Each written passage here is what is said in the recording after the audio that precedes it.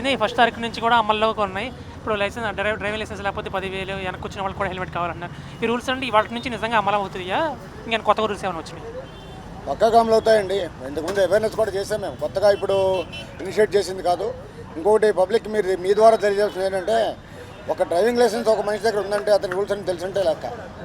ఆ రూల్స్ అన్నీ అప్డేట్ కాకుండా తెలియకుండా మోటార్ వెహికల్ ఆఫీస్ నుంచి అంటే ఆర్టీఓ ఆఫీస్ నుంచి వాళ్ళకి డ్రైవింగ్ లైసెన్స్ ఇచ్చారు. Once they are having knowledge of all the rules, all MB act, motor vehicle act సంబంధించిన రూల్స్ అన్ని వాళ్ళు తెలిస్తేనే వాళ్ళకి డ్రైవింగ్ లైసెన్స్ అప్డేట్ అవుతుంది. దానికి సంబంధించి ఎగ్జామ్ కూడా రాస్తారు వాళ్ళు. ఇవన్నీ మర్చిపోయి రోడ్డు మీకు వచ్చిన తర్వాత హెల్మెట్ కాళ్ళ దగ్గర పెట్రోల్ ట్యాంక్ మీద పెట్టుకుని వెళ్తే దానికి తగ్గట్టుగా మేము ఒకేసారి ఎన్ఫోర్స్మెంట్ చేసేసేయాలి, నుంచోబెట్టి అందరికీ ఫైన్లు వేసేసేయాలి. రెవెన్యూ మోడ్ మేము వెళ్ళాలి. రెవెన్యూ కలెక్షన్ మోడ్ అనేది ఇప్పటికి కూడా ఆ ఉద్దేశంలో లేవు. ఆ ఉద్దేశం ఇప్పటివరకు కూడా ఎవరు లేరు. మా పై ఆఫీసర్స్ కానీ, మన గౌరవ సిపి గారు కానీ, డీసీపీ ట్రాఫిక్ గారు కానీ, ఏడీసీపీ ట్రాఫిక్ గారు కానీ మాకు చెప్తుంది ఒకటే, ప్రాణాలు పోతున్నాయి, రూల్స్ వైలేట్ చేస్తున్నారు. మనం హెల్మెట్ పెట్టడం వల్ల చాలామంది ప్రాణాలు సేవ్ చేసిన వాళ్ళు అవుతాం.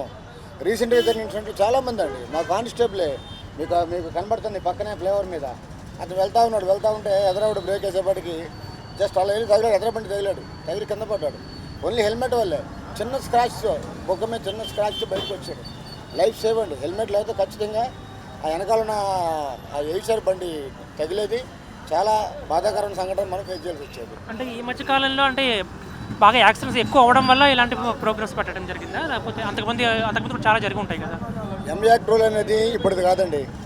ఎంయాక్ట్ రూల్ ఇప్పటిది కాదు, ఇది పాతదే. కాకపోతే దీనిలో ఏంటంటే ఎవరైతే వైలేటర్స్ ఉన్నారో, వాహనదారులు అనుకుందామండి, వైలేటర్స్ అనొద్దు పోనీ, వాహనదారులు వాళ్ళకి అందరికీ తెలుసు ఇది పెట్టకూడదని, వన్ వే వెళ్ళకూడదని, హెల్మెట్ పెట్టాలని అన్ని రూల్స్ తెలుసు, డాక్యుమెంట్ క్యారీ చేయాలి తెలుసు, అన్నీ తెలుసు. ఈ యాక్ట్ కొత్తగా ఇనిషియేట్ చేసేసి ఫైన్ ఎక్సెస్ ఎన్ఫోర్స్ చేసాడు. అటువంటిది ఏమీ లేదండి. దీనిలో ఉన్నదాన్నే కొద్దిగా స్ట్రింజెంట్గా యాక్ట్ చేస్తున్నాం అంతే. ఇది కట్టాల్సిందే ఫైన్. ఫర్ ఎగ్జాంపుల్ ఏదైనా డాక్యుమెంట్ లాపుతుంది అనుకోండి, నా దగ్గర ఎంత అమౌంట్ ఉంది అన్నాడు అనుకోండి, లేదండి మీ డాక్యుమెంట్ ఇది, దీని మీద వైలేషన్ ఇది, ఫైన్ ఇది అని ఈ ప్రాసెస్ని, ఇప్పుడు నేను చెప్పిన ప్రాసెస్ని ఆల్రెడీ 2-3 మంత్స్ నుంచి కూడా మనం చెప్పుకుంటూ పోతున్నాం. కొత్తగా ఒకేసారి రోడ్డు మీకు వచ్చి బొల్లు ఆపేస్తానది అయితే లేదు.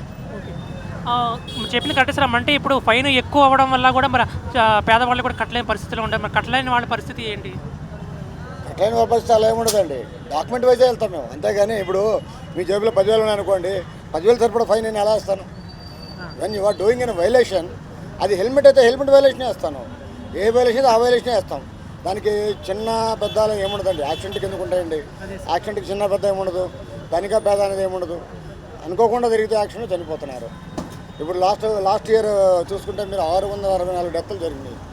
664 డెత్తులు చాలా ఎక్కువ శాతం దానిలో వెరీ గుడ్ పర్సంటేజ్ హెల్మెట్ లేకపోవడం వల్లే. హెల్మెట్ లేకపోవడం ప్రాణం రక్షిస్తే మా సిపి గారి కాన్సెప్ట్ అదేనండి. పక్కా మా సిపి గారి కాన్సెప్ట్ హెల్మెట్లు పెట్టించాలి కంపల్సరీగా. ఫైన్ వేసేసేయడం, ఎక్స్ట్రా ఏవో చలానాలు కలెక్ట్ చేయడం అనేది సార్ ఉద్దేశం కాదు. అలాగే మా ట్రాఫిక్ వింగ్ ఉద్దేశం కూడా కాదు. మా ట్రాఫిక్ డీసీపీ గారు కానీ, ఏడీసీపీ గారు కానీ చెప్పేది అవేర్నెస్ క్రియేట్ చేస్తూ, ఎందుకు పెట్టాలో తెలియజేస్తూ వాళ్ళకి కొంత ఫైన్ వేయాలి. చిన్న ఫైన్ అన్న వాళ్ళకి చేస్తే గుర్తుపెట్టుకుని హెల్మెట్ పెట్టుకుంటారు. ఇప్పుడు మీరు చూస్తే మన బ్యారేజ్ మీద చూస్తే ఇదివరకు మీరు ఎప్పుడో చూసుంటారు 85-90% హెల్మెట్లు. ఇక మనం చెప్పాలంటే కొద్దిగా ఇబ్బందికరంగా కూడా ఉంది. కొంత ఎన్ఫోర్స్ చేయడం వల్లే వాళ్ళు మార్పు వచ్చింది. చిన్న యాక్సిడెంట్లో హెల్మెట్ ద్వారా బతికి పెట్టగడుతున్నప్పుడు మేము చేస్తున్న కరెక్ట్ అయిన ధైర్యం కూడా మాకు కలుగుతుంది. దానికి మీ సహకారం కావాలి. సార్ ఇప్పుడు 2-3 నెలల నుంచి మీరు అవేర్నెస్ చేస్తున్నారు. ఇప్పుడు అవేర్నెస్ వల్ల చాలా తగ్గినాయా మీకు? మీరు సక్సెస్ అయ్యారనుకో? డెఫినెట్గా మార్పు వస్తుంది. డెఫినెట్గా మార్పు వస్తుంది. డాక్యుమెంట్ల దగ్గర పెట్టుకుంటున్నారు, కొంత భయం ఉంది. డాక్యుమెంట్ల దగ్గర పెట్టుకున్నారు. డిఎల్ అంటే ఇంటికాడ ఉందని చెప్పడం మానేశారు. జేబులోంచో వెహికల్ నుంచో తీసి చూపిస్తున్నారు. ఈ డాక్యుమెంట్ ఇలా ఉంది, ఈ డాక్యుమెంట్ ఇలా వస్తుంది, మేము ఎడ్యుకేట్ చెప్తున్నామండి. మాది ఉద్దేశం ఎన్ఫోర్స్మెంట్ ఎక్కువ చేసేసుకోవాలని ఉద్దేశం కాదు, రెవెన్యూ హెవీగా కలెక్ట్ చేసే ఉద్దేశం అంతకన్నా కాదు. మా ఉద్దేశం వల్ల ప్రాణాలు రక్షించాలి, యాక్సిడెంట్లు తగ్గించాలి. ఇదే కాన్సెప్ట్ మీద మా సిపి గారు రాజశేఖర బాబు గారు ఉత్తర్వుల మేరకు మా ట్రాఫిక్ యూనిట్ ఆఫీసర్స్ అందరూ కూడా చెప్తుంది కూడా మాకు అదే. ఈవెన్ పోలీసులు వచ్చినా సరే పోలీసులు పట్టుకునే పరిస్థితి వచ్చింది. అంటే ఇంకా ఇప్పుడు దీనికి ఎవరైనా అందరూ సమానమే అని చెప్పడం మన ఉద్దేశం. డెఫినెట్గా మీరు అందరూ కరెక్టే. ఫర్ ఎగ్జాంపుల్ ఇక్కడ చూడండి, బ్యారేజ్ మీద మేమంటే మాకు ఇది కత్తి మీద సాంగ్ లాంటి ఉద్యోగం. ఎందుకంటే సెక్రటేరియట్ వాళ్ళు కానీ, అలాగే మన హైకోర్టుకు వెళ్ళే సిబ్బంది కానీ, వీళ్ళంతా కూడా హై అఫీషియల్స్ వెళ్తుంటారు. లాయర్లు తగులుతారు మాకు. వాళ్ళందరూ కూడా కొద్దిగా హ్యాపీ అవ్వాల్సిన సందర్భం అంటే వాళ్ళందరూ ఫైనల్ కడుతున్నారు. కొంచెంసేపు ఆర్గ్యుమెంట్ ఎవరైనా చేస్తారు, ₹1 తీస్తున్న బిల్లింగ్ ఎందుకు వస్తుందో తెలియదు, కానీ కాకపోతే దే ఆర్ పేయింగ్ ఫైన్స్. చాలామంది దానివల్ల మాకు శత్రుత్వాలు మాకే ఉండవండి. చాలామంది లాయర్లు, చాలామంది అదర్ అఫీషియల్స్ మాకు స్నేహితుల కింద మారిన సందర్భం కూడా ఇక్కడే జరుగుతుంది ఆశ్చర్యంగా. సరే, తరచూ జరిగే విషయం ఇప్పుడు ఎవరైనా పోలీసులు బండ్లు పట్టుకున్నప్పుడు వేరే వాళ్ళకి ఫోన్లు ఇచ్చేసి వాళ్ళతో మాట్లాడి వీళ్ళతో మాట్లాడిస్తూ ఉంటారు. అలా అది ఇన్ఫ్లుయెన్స్ ఏమన్నా మీ పోలీసుల మీద పడుతుందంటారు? చిన్న ఫోన్లు చేస్తుంటారండి. ఎవరైనా నాకు పరిచయం ఉన్న వాళ్ళు, మీకు పరిచయం ఉన్న వాళ్ళు ఎలాగా సార్ మీకు ప్రెస్ వాళ్ళు చెప్తారు, నేను ప్రెస్ సార్ అంటారు. అవును సార్. అలాగే మేము కన్విన్స్ చేసి పని చేస్తాం. కన్విన్స్ చేసి అలా కాదండి మనమే ఇలా చేస్తే ఎలా, కానీ అది ఏ అధికారి అయినా సరే చాలామంది ఫోన్లు చేయరండి. అది ఏమైనా ఉంటే కనుక చూసి చేయమని అడుగుతారు, దాన్ని మనం కన్విన్స్ చేసేస్తున్నాం ఫోన్లో.